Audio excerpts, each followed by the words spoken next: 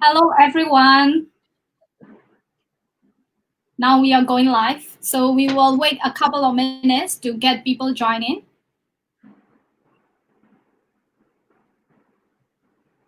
So while we are waiting, where are you currently? Can you hear me? Yeah, I can hear you, Laura. Okay. Yeah. Can you repeat the question again? Oh, I'm asking like, where are you currently? I'm actually joining from Sri Lanka. Uh, my home station is Colombo, but I've come out of Colombo today and joining from Jaffna. Oh, okay. So thank you for joining us today during your weekends and really appreciate that. And it's my pleasure to welcome you to Myanmar community to host this live. So yeah, this will be a very exciting conversation to have a chat with you tonight. Thank you so much for having me, Laura. More than happy, and it's a pleasure for me to share my experience. Okay. Have you been to Myanmar before? Well, no. I think this is the first time that I'm having a business exchange with a Myanmar organization. Oh, okay. So if you want to come next time, I will be your host in Myanmar. Thank you so much. Looking forward to. And then I will come and visit you in Sri Lanka. Yeah. Sri Lanka is a nice Buddhist country to come and visit. Okay, so yeah, I think a few people has joined in. So before we start, I would like to request the audience if you have any interesting question that you would like to ask Chad or to me, please free to type in the comment below, and then after our conversation, we will pick up the question. So let me welcome everyone who are joining in from different city, different country, and thank you so much for spending some time with us on Saturday night. And let me introduce myself to you. My name is Laura Cho. I'm a HR practitioner, and I'm currently head of HR from one of the international company in Myanmar. And I'm also an international certified coach and sharing knowledge in terms of the career mostly. So let me welcome Jack to our conversation tonight. Would you like to introduce about yourself? Thank you, Laura. So let me start introducing myself. I'm Chathurika. You can call me Chats. So I perform as a country manager and a head of HR for one of the multinational companies, a global multinational company, which is Single Women International. Mm-hmm. And I've been working for this company for 5 years and started the country manager role there, which will be the topic for the day. Yes, you know, when I first heard about your story, I was so interested because I have been doing as a career coach and I have been sharing a lot of career knowledge. So the first thought that I came in is like it's very rare to see women leader like you who are not only HR and then now heading as a country manager. So I was like, I have a lot to ask her to share with other people. All right. So let me start introducing myself with the career that I've started with. Uh, I myself first started after graduating from my IT degree as an IT lecturer. So Yep. I've been performing as an IT lecturer for a couple of universities in the country, and then I got an opportunity to work closely with one of the largest multinational companies in Sri Lanka, which is an IT company. And with that, I got an opportunity to join them where to perform as a campus reach specialist. From our Mm, term, campus reach specialist is a role that I had to perform in the company to attract more top talent. So this IT okay. company is a Nasdaq-based, Nasdaq-rated company, which is started in Sri Lanka and moved to US, now in Australia and many other countries. So they were an IT house, and they really wanted to attract top talent into the company. So that was the Mm, first time. I think that's the first time that I start getting into HR and bit of recruitment. So okay. with that, I were able to really work with countries academia, and then also work closely with a lot of technical individuals within the company, which are the technical giants locally, and then and also some of them are globally, which I got good exposure in terms of understanding what leadership is. So with that, uh, and there was an opportunity within the company to perform the entire recruitment head part of it. So I was able to perform also as a lateral, perform on lateral recruitment, which overall on campus hires plus lateral recruitment. With this, I was able to understand how exactly we should do workforce planning, and then how can really recruitment support the organization, work closely with other business units. And I've started liking HR. Mm. That I've got another opportunity in the same company to work as a business HR partner. So I think that's the first step. I've started looking at HR as a business function, where how can we really increase in engagement with the company and how it impacts the entire company's productivity and so on. So I felt that I've started looking at HR in a different way, where I really was creative to do new things, Mm. which are not common practices. So I really went by my own things, where I really wanted to really come up with better HR strategies, better engagement strategies, and so on and so forth. But I felt that myself is a bit hindered in terms of understanding the business. And I really wanted to perform a better HR end-to-end role. With that, I got an opportunity for a shorter period at another multinational company called Capri. And what they were doing is they were like really another product house, and also a company which work closely with other Scandinavian countries, which they have products, and they work with Scandinavian countries. With all of that, I had a short stint there. Why I had this short stint there is my current opportunity where I work who popped up at that point, where my CEO approached me, and then he really wanted to know uh, whether I'm ready to take up this business coming down to Sri Lanka. At that point, they have really understood Sri Lanka is one of the strategic locations to come over in terms of setting up the center of engineering. And they have only done that analysis, and it was just a conversation with me. I felt this is an opportunity for me as an HR person to bring that investment down to country. So I've really looked at that very positively. And it's very challenging. That brand has not been known to the country, and I've not known this business before. And with all of that, I've been saying, okay, fine, I'm ready. So with that, uh, it was not a very easy thing. It was very challenging because that brand was not known, and that was not also established as a business entity down in Sri Lanka. There are a lot of protocols that you have to go through. So that I've been accepting, taking over the business down to Sri Lanka. It was just a contract that I had with them and myself. So with that, my CEO was like, I would admire him for that, keeping the trust on me and giving the responsibility. So with that, I've been given a budget. Oh, he went beyond budget. Sometimes he just told me not, don't even go through a budget. Go on beyond budget concepts.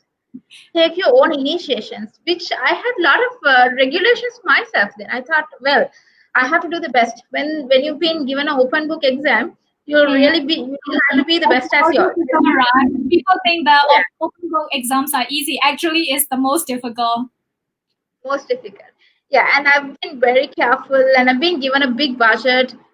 Go find out the best building for us to have our office location. You decide Yeah. what sort of office we need to have. You decide what sort of staff you need to bring, and he have been giving me the full freedom. So with that, I've created my P&L. I've created the workforce plan, all of that by myself with approvals and with a lot of conversations. And with that, I've set up the business in Sri Lanka. And then now that if I look at my 5 years back, some of the decisions that I've taken had really helped me or helped the company to become very successful. Yeah. And now with performance, one of the best engineering companies in the country, and we've attract top talent down the country, and we're really operating as best culture within the country, and so on. Okay. I Yeah, think so thank you for sharing very beautiful and interesting journey. I think there are a lot of touch point that I would like to explore more. So the first question that I have is you started as an IT person and it's a very technical role and later on you move to the HR role somehow, right? Recruitment is a part of HR and it's a very art because people call HR is an art. You have to deal with the people. So how do you manage that transition from very technical role to the people related role? yeah, so the option for me after finishing my graduation was whether I'm going to get into coding, which I Mm, have not chosen that part. I've been okay. choosing the lecturer part. Yeah. Probably I thought I'm much more passionate about students, the career, and then that part of it. Mm, And with that, I've experienced more touch, or probably I've experienced how can we really give a career to someone. okay. That may have been given me the inspiration to move into HR as well. Okay, that's very interesting. In Myanmar, including myself, most of us didn't have a chance. I mean, we are asked to choose our university major, right? So we study something which we have no interest at all. So I study education, but after graduation, I was like, what am I going to do? Because I have no interest in it. So your case is similar to most of the people here in Myanmar. So just like you mentioned, right? People always ask me, how can I find the passion and how can I know that which career is right for me? But in your case, right, it's a very beautiful example that you have the passion for people, but you only figure out along the way when you are working in different career. So I think one key point that I would like to share with the audience here is that sometimes you will not know which is the right career. You have to figure it out along the way, and then you will find what you are passionate about. Then another touch point that I would like to ask you is that because you mentioned that you started in recruitment and somehow you become like full-fledged HR. So what is the most interesting part for you when you holding a head of HR role? I think for me, still, there's a soft corner for recruitment. I really feel that's where HR begins because having the right people in the company starts from there. Okay. And when you really screen and get them in, I mean, it's not that very difficult once you have the right people in it. So I think if you're really doing a blunder or a mistake, that's the first entrance point that we can get into. Okay. So I get we have to really, really screen. We have to really, really understand. We have to really look at the attitude plus the aptitude of an individual before coming in. Understanding whether this individual is a culture fit or not. I think that is one of the best experiences ever that you can go through, and you can really later on earmark and say, "Okay, this is my hire." I don't think that pleasure you get it from elsewhere. I know, I mean, having more better HR engagement and how people are enjoying, how the client delight indexes are going on. Those things are pluses. For me, the skill, my soft corner is there for recruitment because I think I do it really well. Okay. Yeah. Okay, so I want to ask the audience, if anyone who are joining in tonight, if you have any extra related or any career related question, please comment. Please type in the comment below, and then we will answer it for you. So I think, as you mentioned, right, you are the very experienced talent attraction person, and you have attracted so many top talent in your country. So what would be the one key thing that you look at when you interview the candidate and you are like, yes, this is the candidate that I will recruit? Yeah. So, first thing before hiring for any position in the company, I think we need to really be very comfortable what the business Yep. needs. So, we basically facilitate whatever the line manager wants, and we facilitate the process, and then we basically want to physically work on that particular process and get the right person in. So, I think the Mm, first step that we have to do right is understanding what sort of a person you need. So okay. until we get very clear that we ask a lot of questions. What do you Mm, want? whom do you want, how, what sort of technicalities are you looking at. So this is a very ongoing question. Until we are very clear about it, we don't really get into recruitment. That's one of the things that, I mean, I personally don't want to get into recruitment unless we're very clear about it. The Yeah. second point is, unless they are clear about what are we really talking about the culture, there are a lot of rejects. I mean, first level, second level positive candidates are getting rejected Yeah. because they are not culture fit. We really stress, I mean, I really stress everyone in the organization, no, this is not a right hire due to these reasons. We really have, I have really set up supportive with my CEO the candidate diversity fitness, how they can really fit for us. Are they passionate enough Mm. to contribute to our purpose? And we really ask, I mean, a lot of questions in terms of understanding our culture fit. We have set up core values Mm. understood based on business needs, and we really check whether they fit into our core values. Based on that, we Mm. ask questions. We sometimes get into different level of conversations. We get them and get them at work and get to do certain case studies with us. We go out to lunch with the candidates.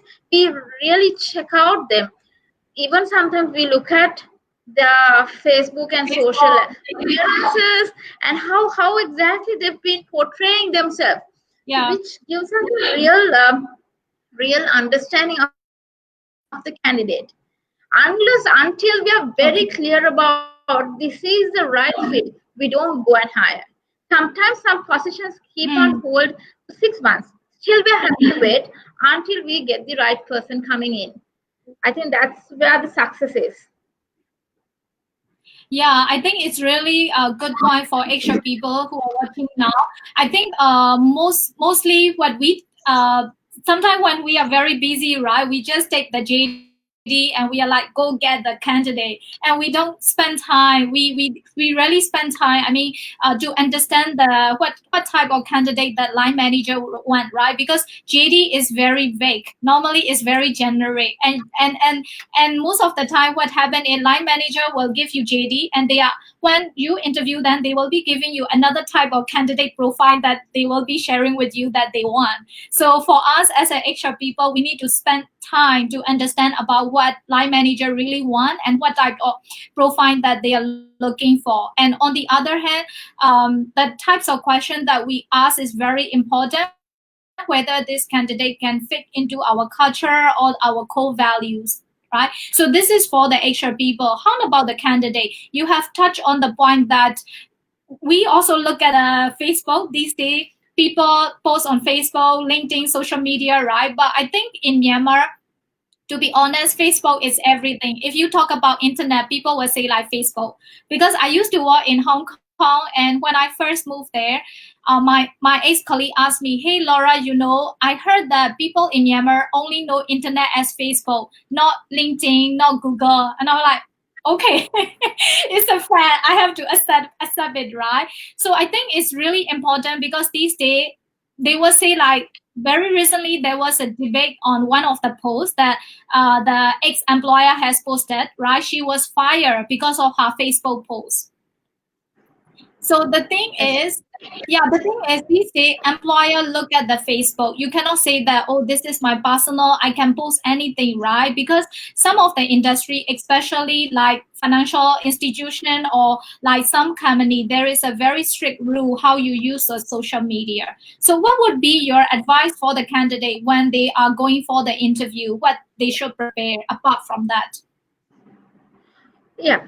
So profile matters a lot. I mean, yes, I mean, I think globally any organization will look at how this candidate had been really performing. I mean, how has been this individual intellectually, uh, how has this individual been very intellectual, and how had he been checking knowledge and all of that. And apart from that, integrity is one of the other matters we check. Yeah, so all these things we evaluate by the public appearance, but not Mm, everyone has that public appearance.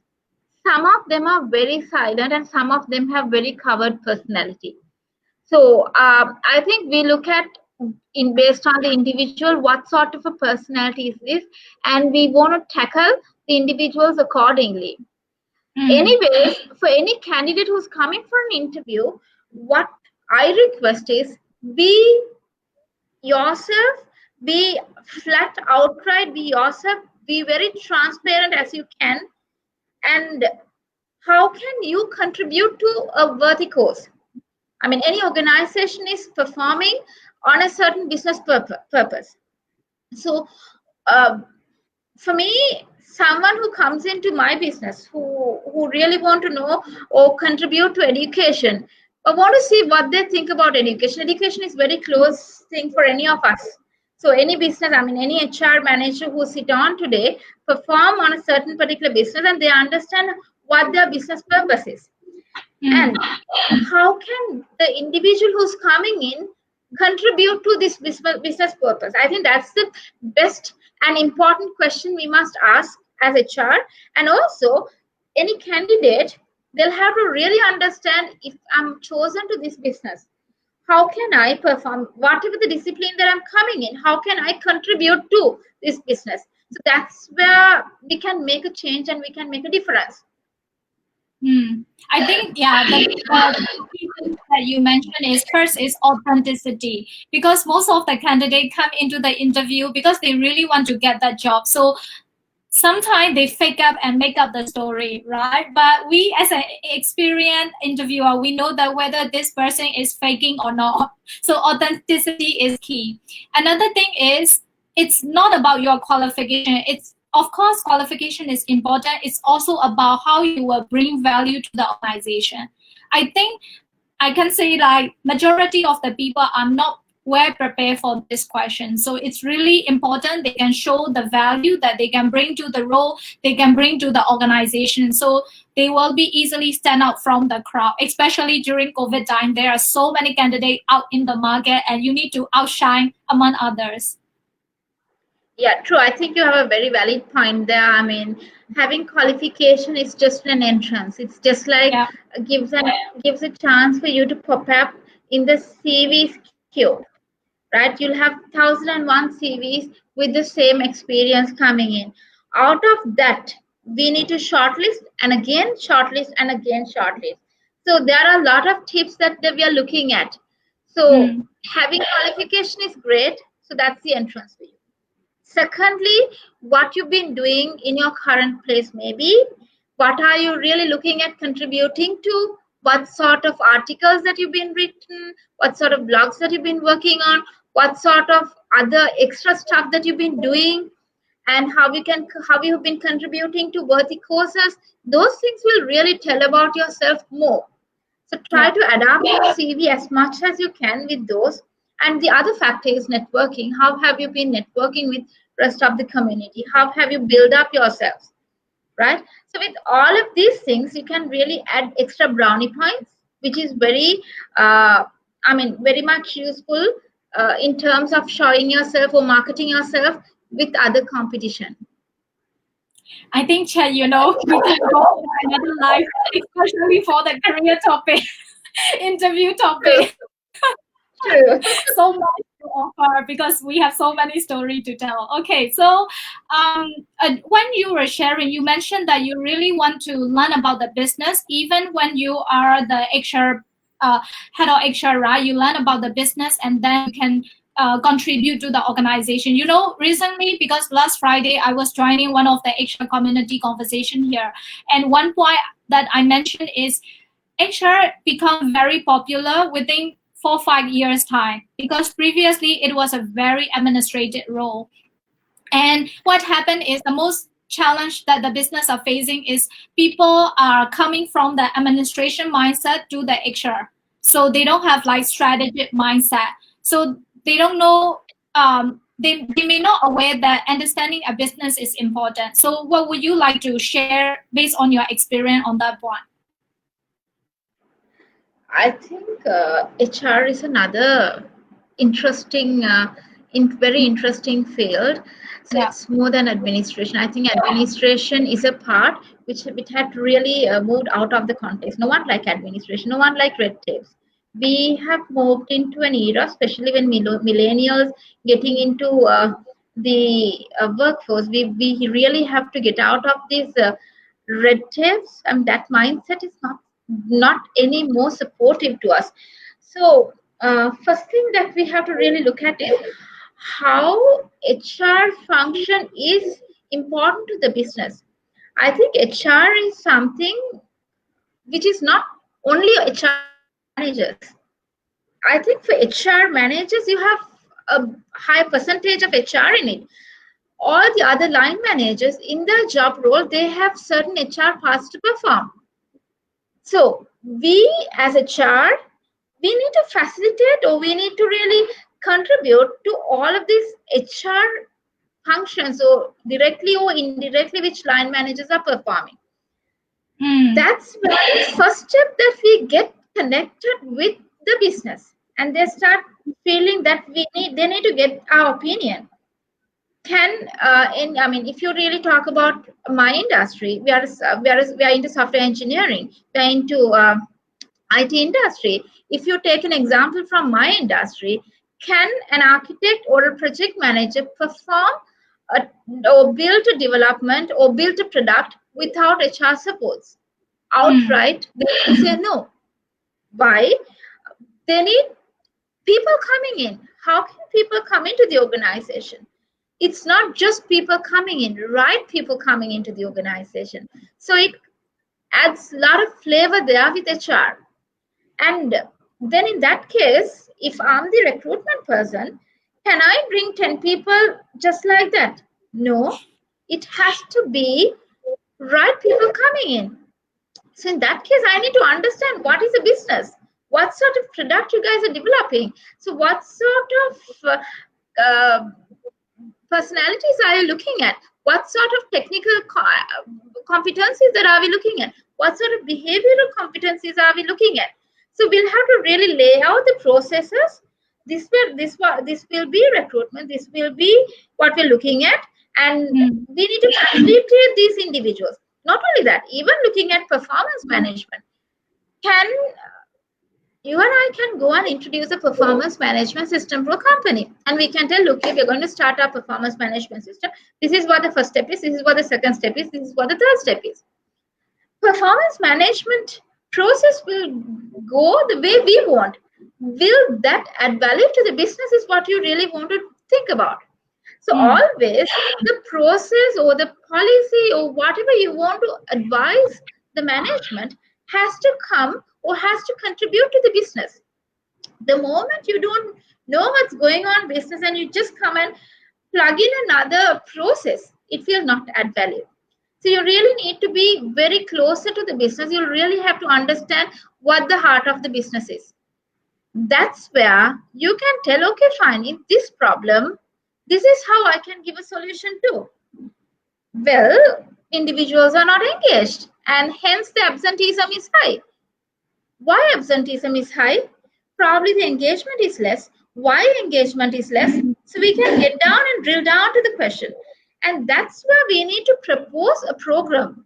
That's how we need to propose a program, not that the business is in isolation and we are becoming policymakers or process makers or administrative outside.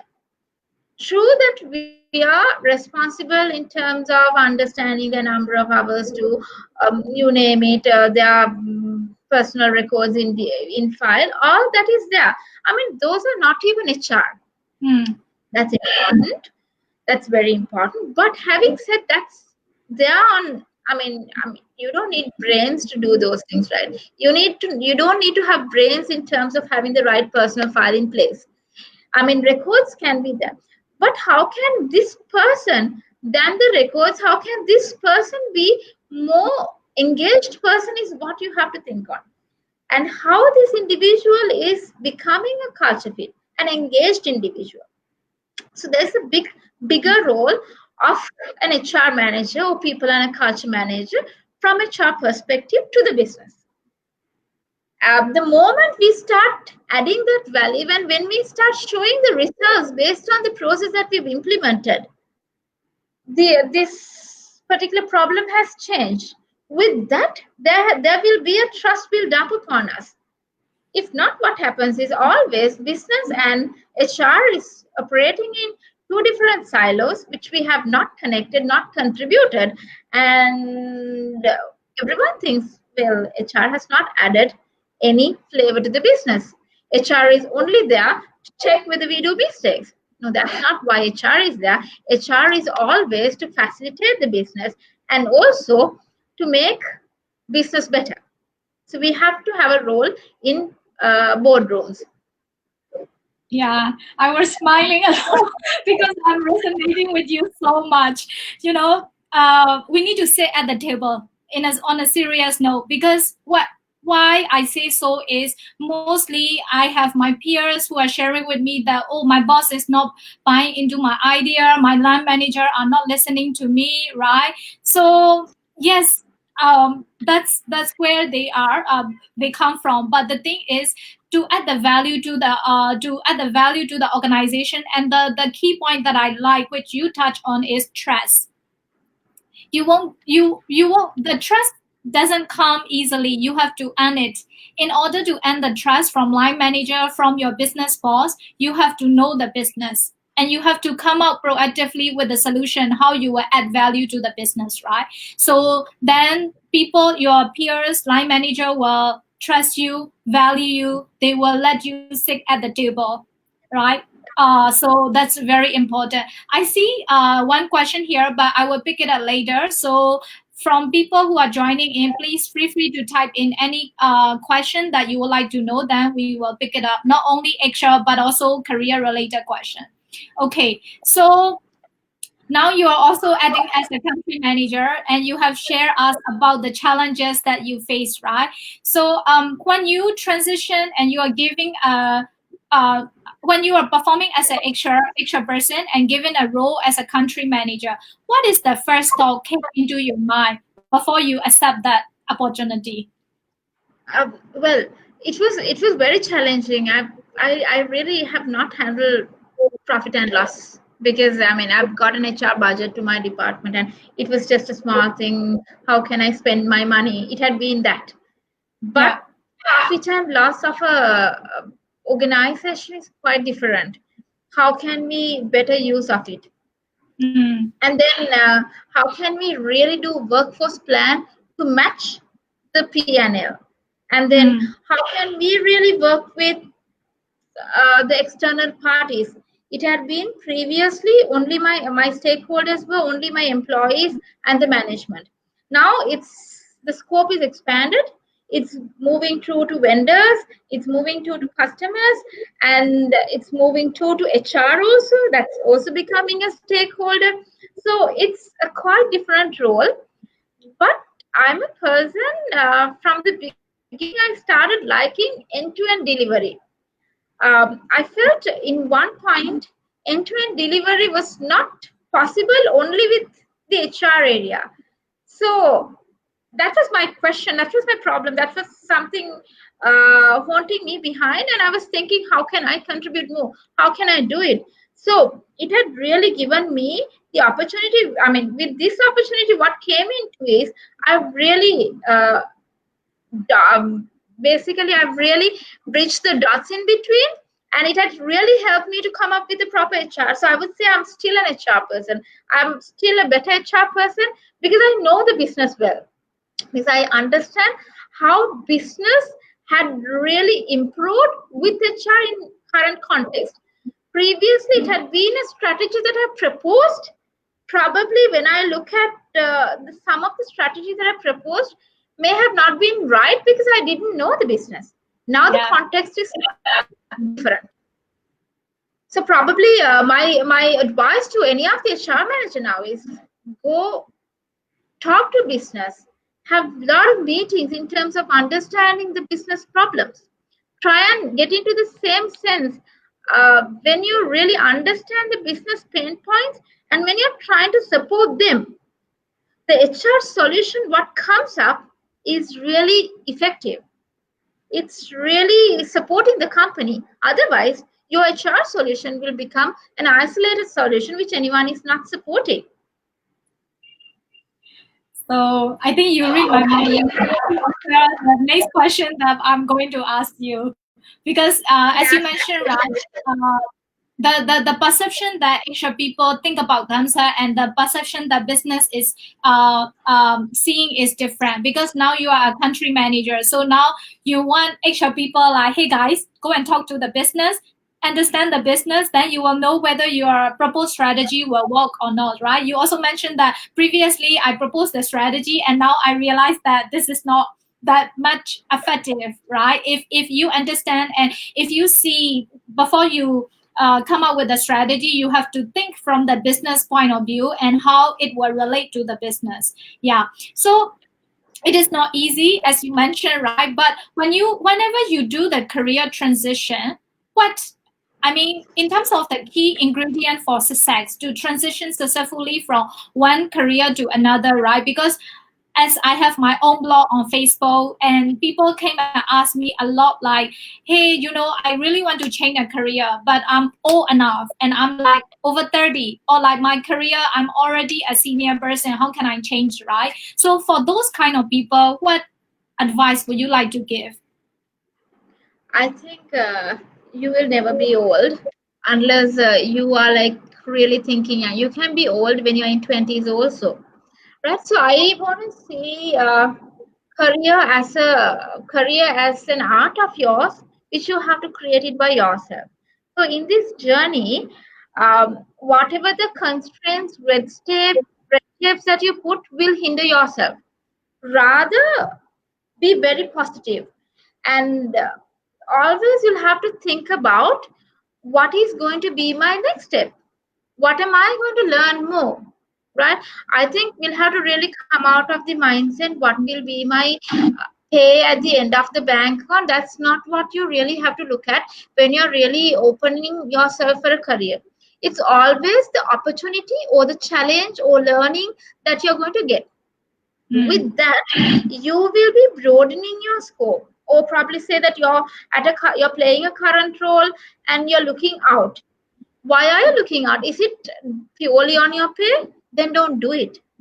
If you're really getting enough challenges, you have to have patience with the organization that you're working for, or probably you're trying to become an entrepreneur. You'll have to have patience. You don't get that number of dollars that you expected from day one. It is something which is following you. Rather be purposeful, rather have that right skills, technical and behavioral skills, and start growing yourself. Be intellectually very savvy, be have that learning as one of your skills. Learn every day, and with all of this you become much more all-rounded person. So the point that your desired find is enough of moving out for another company, you have to really have a bigger scope, or else it has to be a career enlargement. So when it comes to that step, you are moving from one career to another for a reason, for a purpose. That is on your individual development. That is completely not on your pay packet that you're going to increase. Right? It's not only that, it has to be many more other things. So your career, technical and behavioral skills, and how can you increase your network value? How can you really increase the global appearance of yours? Many more other things. And there, it's not only organization is going to spend on you, mm, right? It is also your responsibility to spend that right time in terms of learning, spending that right time on networking with the right people, talking with. I mean, you and I get into a conversation. It is not with a prior introduction. It can be globally anyone in the world. Go talk to them. Ask why, where, how this happened. So learn. At least spend 1 hour of your day, 1 hour, good 1 hour of your day, and read and learn it. So with that, you'll really get into the next level. If you think age is a barrier, no, there's no barrier for the age. It is simply a number which you have in back of your mind, right? You'll have to really be a person with a lot of well-beingness. So in that case, you have to look at few points.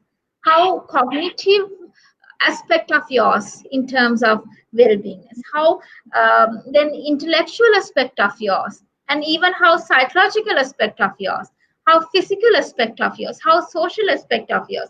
So spend some time of your individual well-beingness, and that will really understand where you are, and also you will have a wish, or you can have a wish where you want to be. So that's the path you can really guide yourself.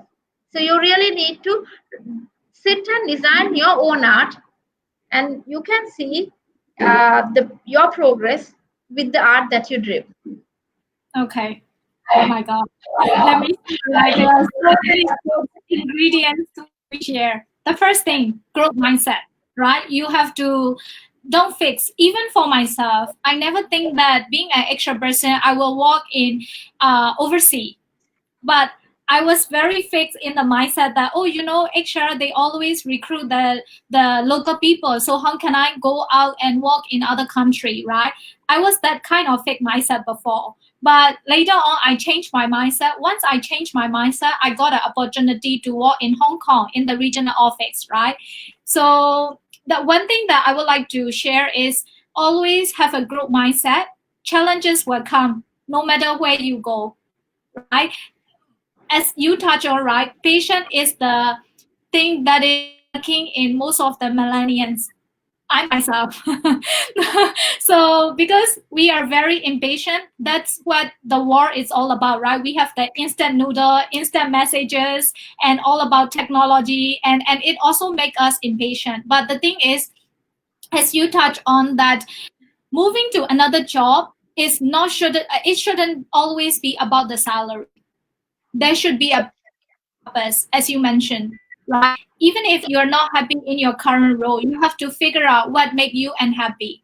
And then you have to find your purpose, why you want to change to new job. But currently, what I'm seeing in most of the young people is that they just change for just a penny increase and not thinking about the career growth, not looking at the big picture, right? So just like my mom always say that, hey, because when I was young, I always complain about my work problems to my mom, and she was always say like, wherever you go, you will face some kind of same challenges. I was like, oh my gosh, she is not comforting me. She is giving me the very simple answer. But it's true because wherever you go, there will be challenges in a different format. So we need to be patient and we need to see the big picture and how will we pivot our career to overcome those challenges, which will make you more stronger, more competent person. And later on, you will become a person who everyone wants. I mean, because you are all rounded, and everyone will be like, "Oh, you are very talented. We want you in our company." So you even don't need to look for the job.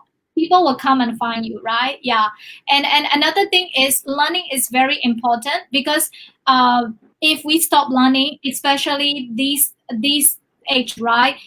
It's all people are learning a lot and upgrading themselves. If we stop learning, and everyone will bypass us. So learning is very important. So we have to dedicate some time during the week or over the weekend to study something which can support to our career. So okay, so I'm looking at the time. So but I still have a lot of questions that I would like to ask you. So one question is, let's say if you forget about your role as an HR, you're a country manager, and what advice would you like to give to HR people to be a very well-rounded HR person, even if they want to become country manager like you? Yeah, I think I've touched on these things, these points before also. So, what business want is to really, business has their own business goals. I mean, it can be increasing number of revenue, the profit. It can be one of the business ambitions. The second will be the growth. It can be organic growth and natural growth, and how they've looked at it. And then uh, P&L responsibilities. So there are a lot of aspects which an organization is looking at. So Hmm. why this organization need HR? It is to really contribute on these factors. None of the organizations go and hire a HR person or an HR department, which is going to be a cost, and to have set of red tapes. I mean, that is that is the basic point. We'll have to really go back and think. Even if you're implementing a new process into it, adding this process or policy, how are we going to get benefited out of it? Not because all the other companies had a process like this, a policy like this, we're going to have this policy also coming in. No, we are not going to do that. Not because all the other companies use an information system like this, we're also going to use another information system like this. No, no, because other companies have a performance cycle like this. I want to introduce a performance cycle this to my new company. No, so that's not why an organization needs an HR person. Organization needs an HR person to really support all the HR needs of the company. It is different from one business to another business. It is unique from one business to another. So, in terms of understanding that, you'll have to really understand what your business is and why this business is existing. What is the purpose of this business? And what are the core values of business? I think any business, any HR person will have to master on these particular few areas. What your business is, what is the purpose for this particular business to exist, and the third is what are the core values of business. So this Mm. drives of the organization's people and culture. Here is the point where HR starts. So we need to understand what sort of people are required, right? At the point of hiring itself, we understand what sort of people are required and we hire the right set of people. So you basically take out your 75% of your problems with this. Because most of the problems, if you really think that you have started in with the wrong recruitment, right? And then with that, you're proposing a learning culture say into the organization. How do you really support this learning culture?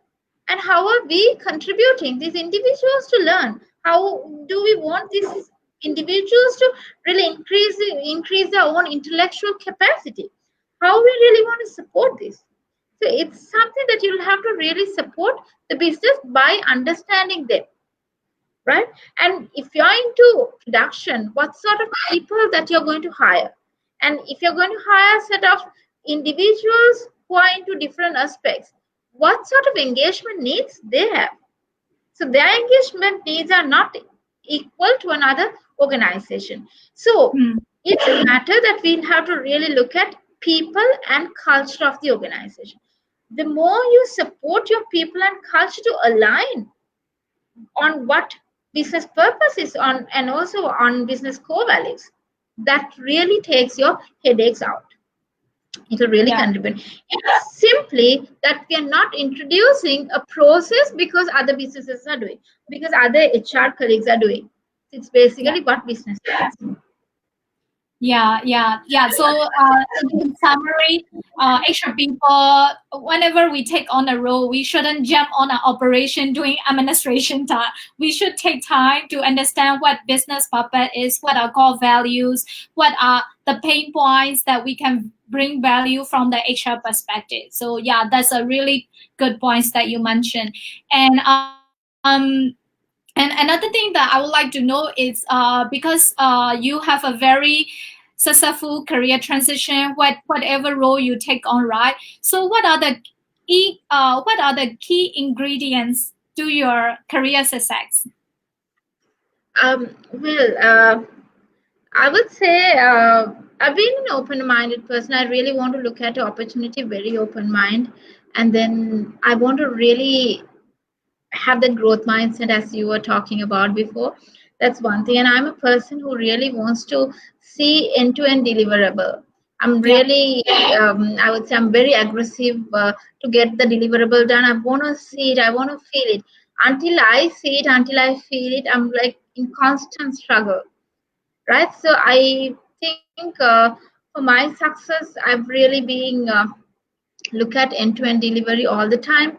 The second thing I've been looking at, I've been very much thinking on how to do it, correct myself, and go again and again and again.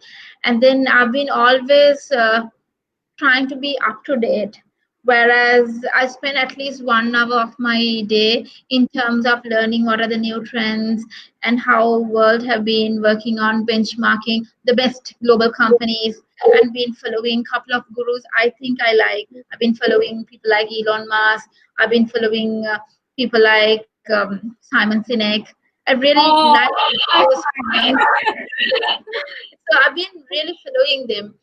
I really see how these points which come in can contribute and to grow the business. That have been few things I'm really looking at. So growth mindset, end-to-end delivery, and then learning, and also having your life balance. I would say that you need to be a very happy person individually. You need to have your work, your personal background, everything balanced. So when you have that background surrounded, supportive to you, you become the right person. So it's actually your well-beingness. So think about your well-beingness. It's about your physical aspect of it. It's about you, of your cognitive aspect of it, the social aspect of it. Think about all these particular few circles around you. Put that right. So it will give that right support to grow your career. And automatically your career will flow. Don't put extra effort. Don't be very fake, inorganic. Be yourself.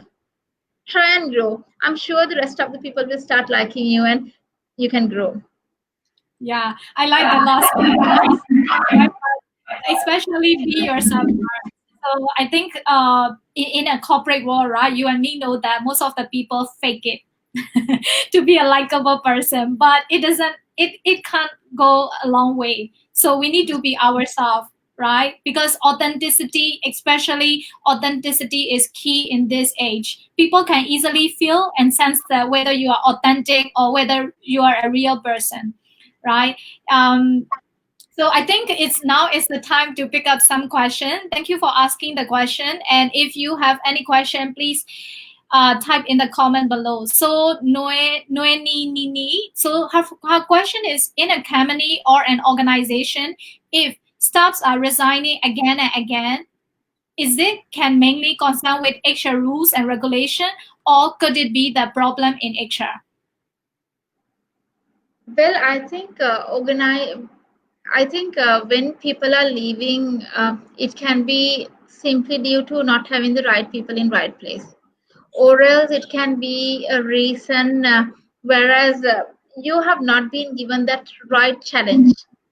But sometimes it's fair for a business. Business has to perform. Business is not existing to give the right careers. I mean, you basically can't. Business is existing simply to perform their business goals. I mean, it's a fundamental truth. So in this case, we can't really look at giving a challenging career by the means of business is going on a loss. No, you can't do it. So we'll have to understand the real business, and then in that point, we have to be, as HR, we are representing the management. We'll have to be very truthful. At the point of hiring, we'll have to say we are a company like this.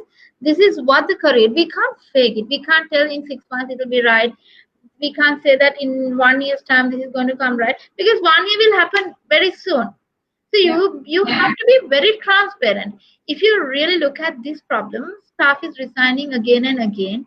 It can be due to false promises that you have given at the initial period, or it can be due to not having the right leadership in the organization.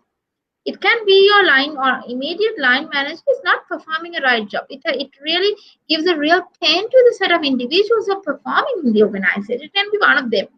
So drill down, go do exit interviews and drill down where the problem has been caused.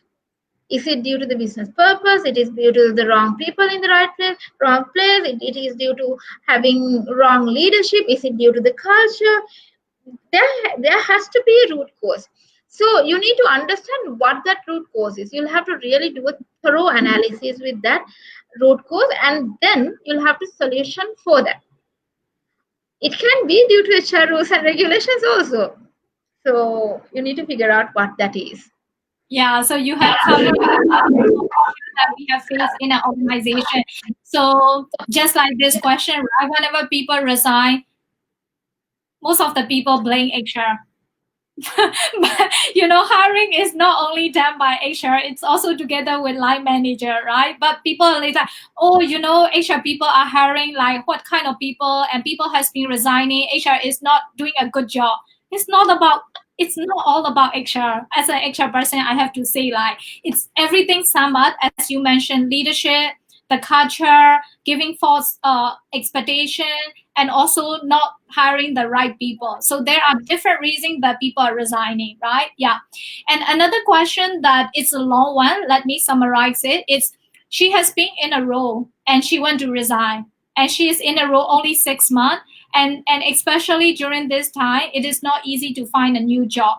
So she has to stay back, but she is not enjoying. So she would like to know whether how can she be patient to stay back in in current organization, and how can she find the right career for her? I think this is a global pandemic. It's not only for you, me, it is entirely globally. It's impacted. So at this point, I think the person who's surviving wherever you are, that's one of the best things can happen to you. I mean, you have to keep in mind that you are at least, you need to be very thankful, at least you're getting your salary on time. The businesses are struggling globally. I think all of us need to be patient on many aspects this time until we overcome this. Apart from that, I think you'll have to look at few other things what you can do. There are, I mean, if you really scan yourself, you may have a lot of learning points that you can really address. You can really look at what behavioral changes that you can do to correct yourself. There are a lot of things that you can put to yourself and correct yourself. I think this time is very good time for all of us to learn more, and how we survive in pandemics. And this pandemic, we don't know when are we going to finish this. No one knows. So this is a point. Just look back, and without blaming to the rest of the world, without blaming to anything else, try and sit and understand how we can correct ourselves, how we can do more, how we can learn more. I think that's where the point is. So pandemic is not easy for anyone. Let's understand it. Let's realize it. Let's together, maybe as a community, maybe as a company, maybe as a country, we'll have to grow together. As a world, we'll have to grow together. And later on, once we really overcome these problems, I'm sure by an year, probably by end of this year, by probably the next year, and we will be at a better place. So the talents that we really included into our lives will really give a different color, different shape, so that we can grow very well. So try and settle yourself at this point. This is not a point that we can do major changes. I think I really like the way you say. The first thing that I want to point out is yes, we are function. Our brain are function like whenever something happened to us, we say like, "Oh my God, it's happened to me, not for me," right? It should be like, "Oh, things are happening for me, and how can I see the positive side of it?"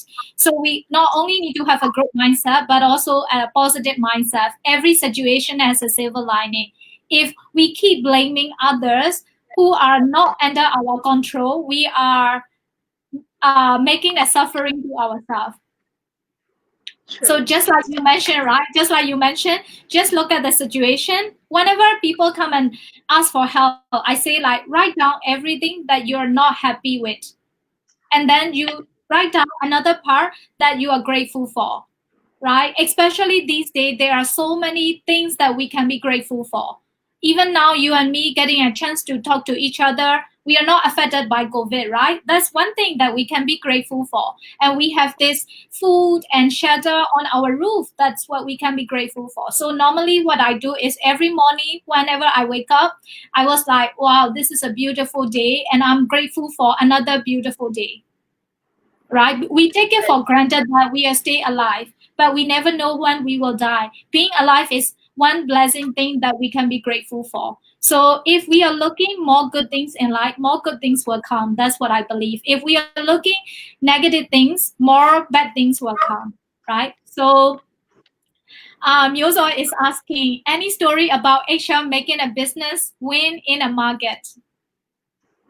Definitely, I think better HR is also a good story there. Well, I think any business to win, it's people who have been contributed. It's that successful people who have been contribute any business to win. So that had been facilitated by HR. I don't think you can win any business or any market without having right people in right place. I think the mantra is having right people in right place. You can win any. You can win against any competitor in the globe. Yeah, yeah. So people say people have wrong nowadays. Okay, so thank you to DQ for sharing with his so many friends here. I saw here. So if you guys want me to invite Chad for another conversation, please comment below. I'm happy to welcome Chad for another career-related topic. Yeah. So I think to wrap up, I think you have mentioned a lot of good points here. So for me, I myself have learned a lot how to become a better HR person, to learn about the business, to sit at the table, to bring the value to the organization. And in terms of the career part, we need to be growth mindset. We need to have a positive mindset and be patient, and also do learning, spend some time in your day to learn, to upgrade yourself, and then always be open enough to welcome new challenges. That's how you will go far in your career. So what would be your advice to the audience before we close this off? All right. Well, I think I've been talking so many advices, and I would touch up on the same, I guess. Well, you as a person, be yourself, be very simple, be very kind-hearted, and contribute to business in very good faith. Right? You follow it.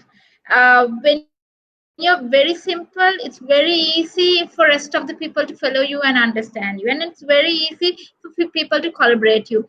And you being that best person will give an additional flavor to do good in your business role. It can be an HR role, it can be a general management role, it can be a finance role, it can be that you're entering to your career. Anyone in this context will be very happy to work with anybody who are very kind-hearted, very supportive, very collaborative, and be passionate about whatever that you want to achieve. And then you have to be a team player. None of the organizations run without people. So when you're kind-hearted, you'll automatically be a team player. And then learning is one of the key ingredients that you have to really work on. You'll have to have the thirst to learn what's going on in the globe and be creative as much as you can. Have some time for yourself. Think, how can you do better? How can you contribute better?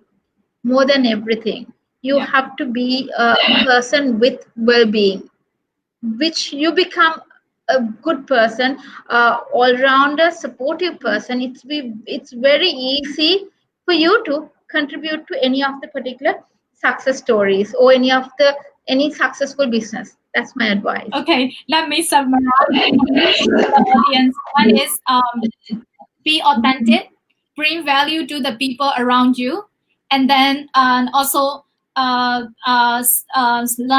learn to upgrade your skills, and also I forgot. Oh, well-being. Yeah, well-being is very important, especially during this time. Most of the people are suffering burnout, and emotional well-being is also important.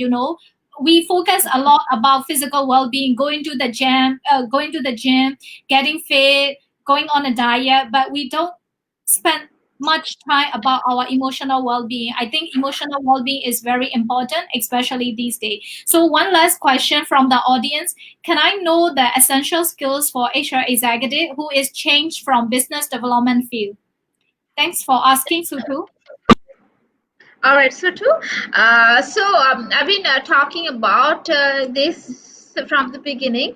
So I think you are an HR person. You must have understood how we are going to contribute to a team. So when you're moving into business, so you will really have to have an overall aspect from the business point of view. how business performs, how P&L aspect of it, how customers point of view it, and how production point of view it, and how your sales team is working point of view. So you need to really come out of the shell and understand all that aspect of it. So for a business, everyone will become a stakeholder. Same as for HR, other particular departments are becoming stakeholders. The business development or marketing part of it, the rest of the part will become stakeholders. So you basically look at the other department from a different glass. So I think to overall to be very successful, understanding business and understanding how an organization perform, and also just go and benchmark on what are the other global companies, how they have been doing really well, what sort of mantras they have been using. So talk about key success stories, listen to key success stories, and with that I'm sure you can really add more into your profile. So, and try and have a mentor or try and have a coach to yourself. So, anyone who you want to really reach out and ask, look here, can you become my mentor? I'm sure in this era, anyone is very supportive. It's just a matter of asking that question and get that guidelines. And more than anything, have that passion to yourself. That passion will drive you where you can go to. Very good advice. Yes, having a mentor, having a coach is very important because some most of the time we don't realize what key skills or what potential that we have. Those people, mentor coaches can help us to bring the best in us and be the better version of ourselves. So we have to find, for me, I myself have different mentors. Like in HR, I have one mentor. In business, I have one mentor. In personal life, I have mentor, right? So you shouldn't be fixed on one mentor and learn everything. You can have different mentors to learn different skill sets, right? Yeah. So okay, one last question from me, I promise. What would be your advice for women leader, just like you, to have a successful career? Yeah, I think women are no different to men. That's the first thing that we can start. And I'm sure women are more attention to detail. They're much more organized, much more creative. The world has been grown with women, right? So this is the best thing that we can start off with. So I think you shouldn't really get yourself discriminated or hinged or feel bad because you are a woman. No, there's nothing like that. And there's no different yourself for women. That's the first comparison that you can come out with. No discrimination yourself to you by yourself or by others. Stop that. That's the first thing. And the second thing, you'll have to understand how can you have that right mental well-beingness. You'll have to support yourself on mental well-beingness. Apart from that, try and be surrounded with the right people around you and get that's mental support which you can really grow yourself to the next levels. Apart from that, being a balanced person, and I'm sure all of us have families to run. I mean, with myself being a mother of two daughters, having having the family to be run, uh, all of that needs to be balanced at the same stage. So yes, when I'm working, I give that attention to work, but when I'm giving that attention to family, I give that attention to family. So it depends, and I really try to balance. It's not work-life balance. I don't really advise anyone work-life balance. 5 o'clock finish, go home and be with kids. No, that's not what you really need to support. You need to really understand what your quality time is at work, at home. What is that? So during work and when you have to work till late, and if you have to really do it, you can't really stop that and go home at 5 o'clock. So arrange that family background which can support you. The family Hmm. needs to understand what sort of a role that you're performing. Advise them, tell them, demand. Yeah, look here, my career is very important. Tell them why it is important.